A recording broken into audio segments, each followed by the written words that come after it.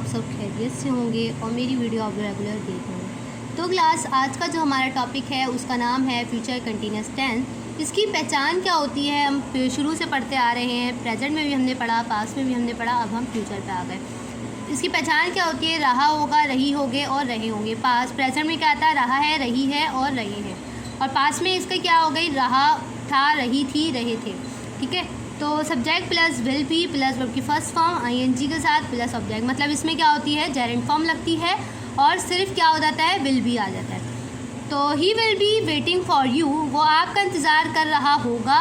He will not be waiting for you, will he be waiting for you, will he not be waiting for you. It will be snowing for in the Islamabad, the child will be sleeping, he will be cleaning the T. Abdullah will be playing the cricket, Mama will be baking a cake, कोई कहीं बांसुरी बजा रहा हो, someone will be playing the flute somewhere, कहीं। मुसाफिर station पर train का इंतज़ार कर रहे होंगे। The passenger will be waiting to the train at the station, बहन अम्मी के लिए चाय बना रही होगी।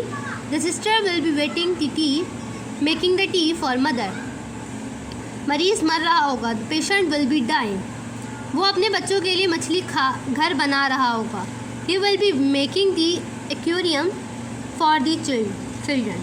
उम्मीद करती हूँ क्लास आज का लेक्चर, आज की क्लास आपको समझ आई होगी। अगर फिर भी आप लोगों को कोई कन्फ्यूजन है या कुछ समझ नहीं आया तो मुझे कमेंट में ज़रूर बताइएगा, ताकि मुझे पता चले कि आप लोगों को मेरा क्या चीज़ जो है प्रॉब्लम कर रही है और क्या चीज़ जो है आप लोगों को मेरी क्लियर नहीं हो पा रही। अगर मुझे आप लोग जब तक कमेंट नहीं करेंगे या मुझे कमेंट में नहीं बताएंगे तो मुझे कैसे पता चलेगा कि आप लोगों को क्या चीज़ मेरी प्रॉपर समझ आ रही है या क्या चीज़ मेरी प्रॉपर नहीं समझ आ रही।